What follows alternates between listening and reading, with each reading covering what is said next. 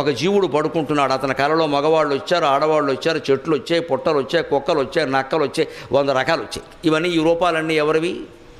ఈ పడుకున్న జీవుడే ధరించాడు. పొద్దున్నే లేచి ఎవరింటికైనా వెళ్ళి నువ్వు నా కల్లోకి వచ్చావంటే ఆ మాట మగవాళ్ళతో అంటే ఒక ప్రమాదం, ఆడవాళ్ళతో అంటే 2 ప్రమాదాలు. వాళ్ళ ఆయన వస్తాడు, నీ కల్లోకి మా ఆవిడ ఎందుకు వచ్చిందని. ఎందుకు వస్తారండి? వాళ్ళ ఇంట్లో వాళ్ళు ఉన్నారు, మన కల్లోకి కానీ వచ్చారు. నేను సాయంత్రం 4-5 మధ్యలో ఒక ఆవిడ నాకు ఫోన్ చేసి నాకు మీరు కల్లోకి వచ్చారండి. నయ్యం మా ఆవిడ ఇక్కడ లేదు కాబట్టి సరిపోయిందన్న. నేను మీ క్యాసెట్లు వింటూ పడుకున్నానండి, మీరు నా కల్లోకి వచ్చారండి. ఫోన్లే అమ్మ ఇక్కడ మా ఆవిడ లేదు, నేను తణుకులో ఉన్నాను, నేను గొడవ లేదు. ఈ మాట ఆవిడ వింటే నాకు ఫుడ్ పోయేదన్నాను నేను. మీ కల్లోకి ఎవరు వచ్చినా, ఎవరి కల్లోకి ఎవరు వచ్చినా అవన్నీ పడుకున్న జీవుడు ధరించిన రూపాలు. వారెవరూ మన కల్లోకి రాలేదు.